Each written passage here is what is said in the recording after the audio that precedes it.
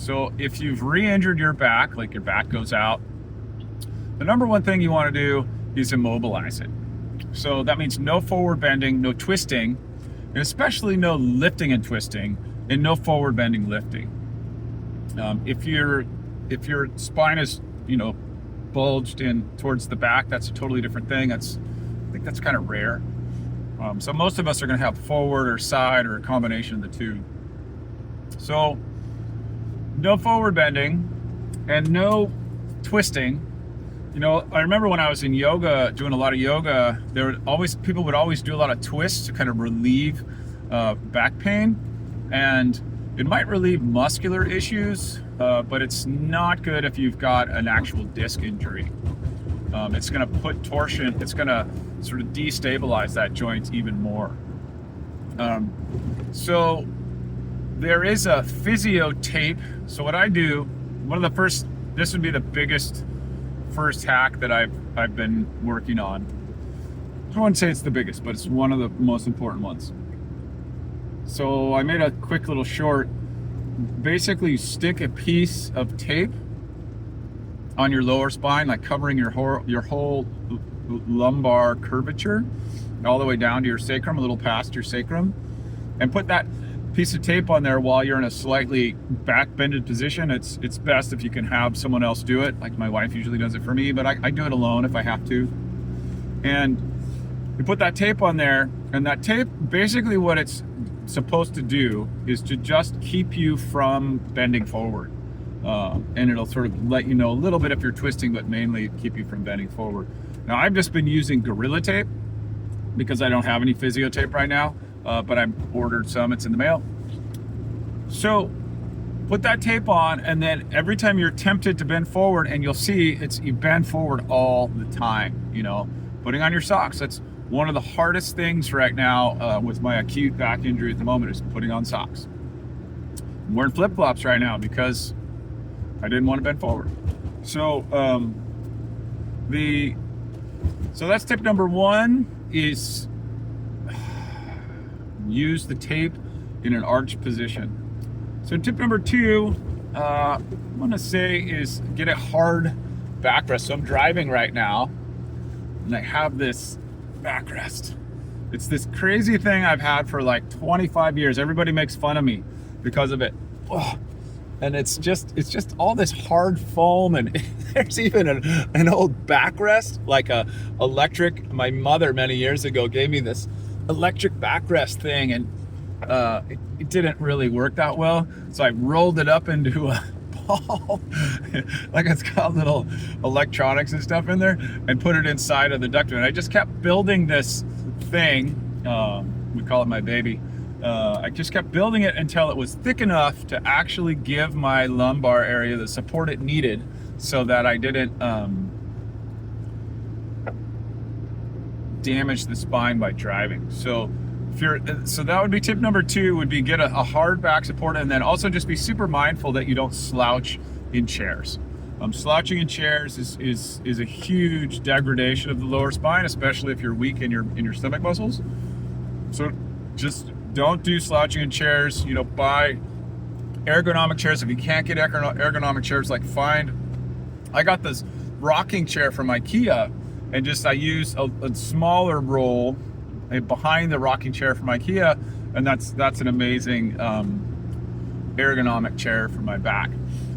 So let's say third tip. So third tip would be to do a strengthening routine for your back. Now I do, I think they call it bird dog pose. That's where you're on your hands and knees, and you put one arm forward and one leg back, opposites. You do both sides. I do side arm plank, where you're on a plank by your side.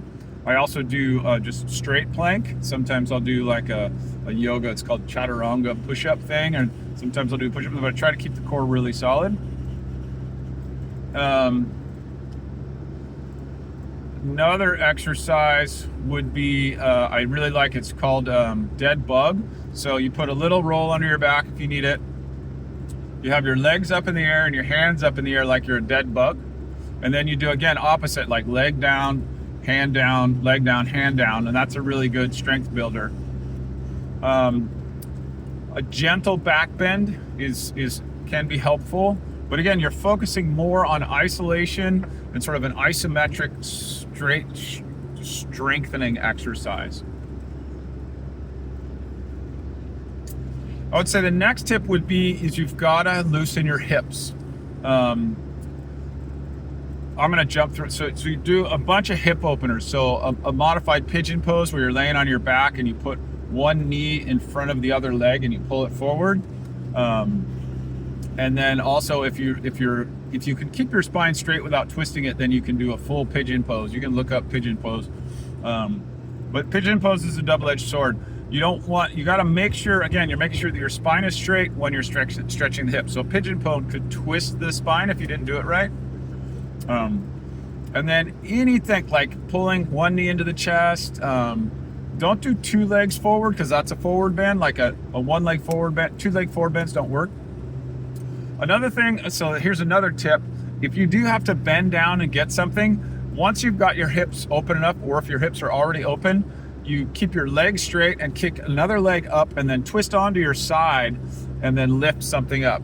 I know that that's much harder to visualize, but you're literally not bending forward. Instead of bending forward, you kick one leg in the air and then put your opposite hand down to pick up whatever you're going to pick up.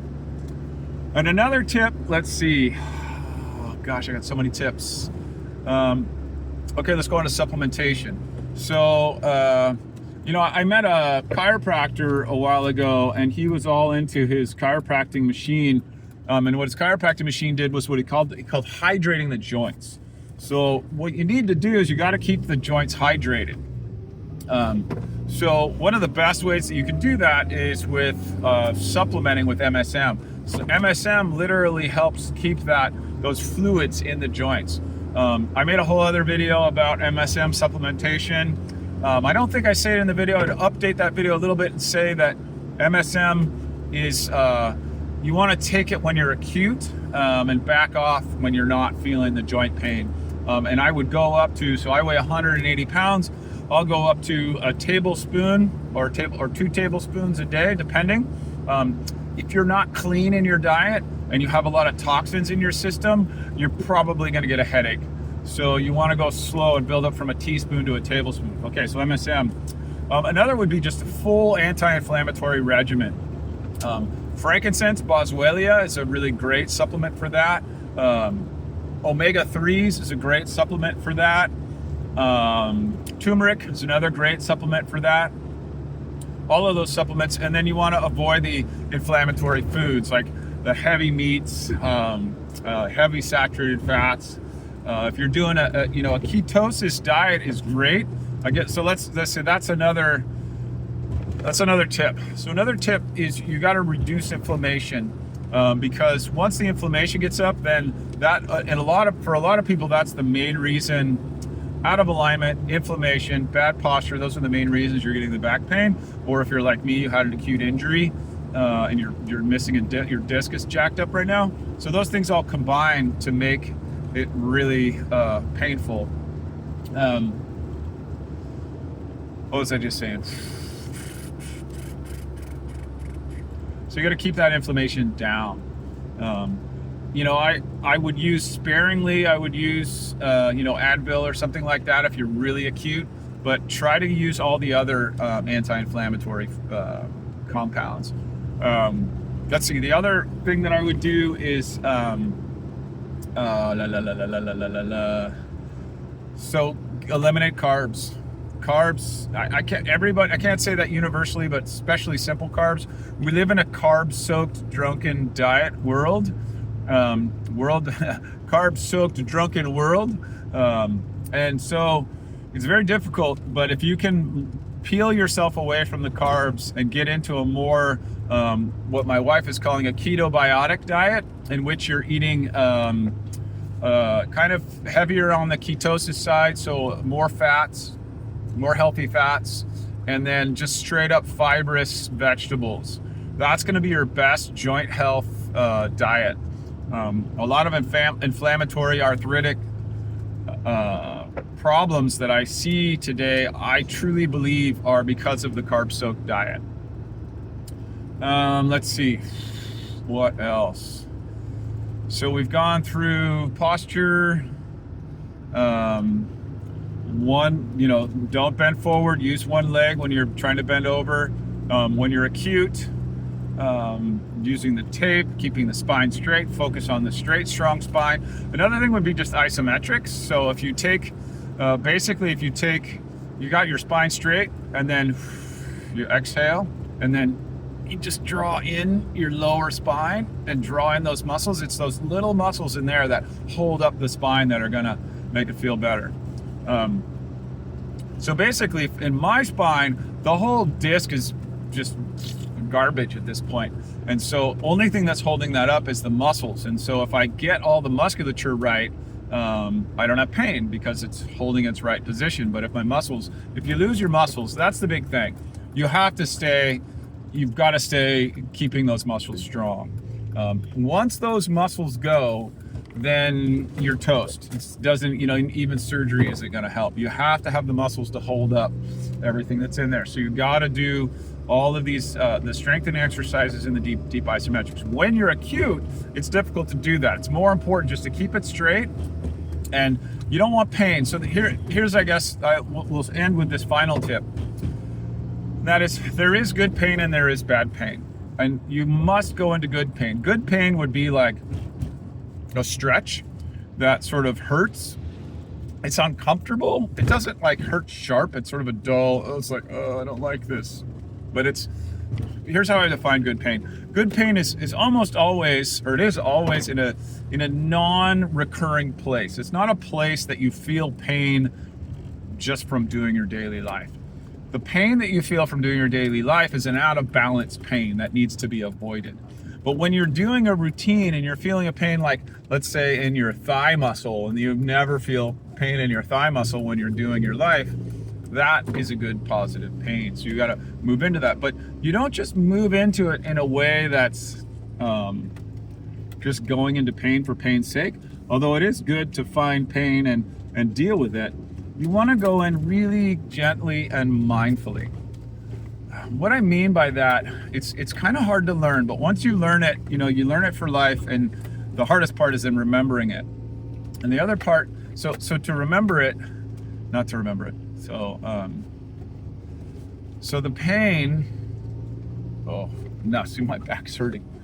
So this is a pain I need to try to adjust and not feel that pain, not power through it. You don't want to power through the pain. It's kind of the opposite of macho culture. You're not trying to power through anything. You're just trying to notice what's there. I mean, it is actually incredibly disciplined to go into, pain that you avoid. Okay, just driving slowly around these corners here. I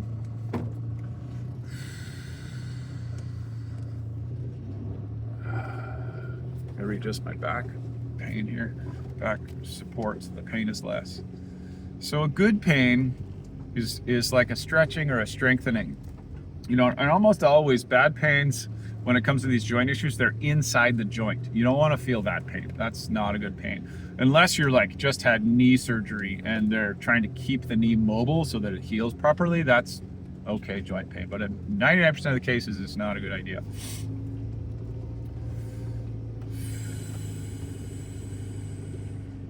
So there's a quiet voice in your mind. If you don't have a meditation practice, do that before any of this other stuff that I'm telling you. Meditation is the key. I've been a little off in my meditation. I'm going to start again tomorrow. Meditation builds, especially if it's done properly, builds the capacity to hear your body and listen to it and respond to it, slow down, and be more aware of what's happening in your body. I'll talk more about meditation in another episode. But the last thing that I wanted to say was how difficult it is to make healthy choices when it comes to not re-injuring yourself. So this last time, I'll just give you a little example story, and I'll end with that.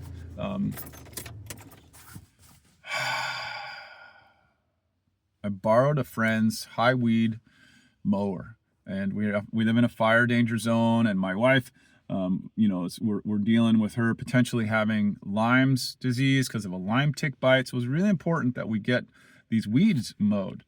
And so I started weeding. I borrowed this mower. It was a walk behind with a motor, and I started weeding. And instantly, the first time I used it, I realized, like, oh crap, this is not good for my back. And normally I will stop at that point, but I was so fixated on doing the mowing and getting the job done that I kind of went. So what happens is, I think we kind of go a little bit unconscious. We kind of go a little bit, I'm going to say crazy, because it is kind of crazy. You stop listening to what it is that you already know. It's like the addictive mind. You're like, oh, if I just have one more beer, it's going to be okay. And it's not okay, if you deal with that, like some of us addicts do. They don't drink that much beer anymore. But it's the same thing. Like the other night I had, I think, 1.5 beers, or maybe I had 2 beers on a little birthday celebration that we went to, and it was too much. And I kind of knew it was the wrong thing, but I did it anyways. So it was the same way, the weed mower. Like I started doing it and I knew it was too much on my back, but I just couldn't stop myself. I don't know why. I mean, that's the thing which we all need to develop. And there's times when we ignore the quiet voice in our head. And that quiet voice was telling me, stop what you're doing. I don't even know if it really told me that. It was just like, this is damaging. And I somehow sort of made it up in my mind that this time I was going to be able to somehow not hurt my back. And I'd already hurt my back like 3 times earlier in the last few months by doing things kind of like this. I don't know, 3 times, 1 or 2 times, 2 times at least. And so that would be my biggest takeaway. If you take away one thing from this talk, take away this. Slow down and try to listen when you feel a pain or you have a thought that's like, oh man, I don't know if this is good for me. To just take a moment and stop and ask yourself, is this really worth it? Let's try to learn this one together, because I've been trying to learn this one for 30 years and I've gotten better at it, but I still clearly fail sometimes. So I hope all those things have been helpful. Please like, comment, ask questions below. I know there's a lot. This was just kind of like, I'm going to just try to do something valuable for you guys, for your backs. I hope that helps. Have a great day.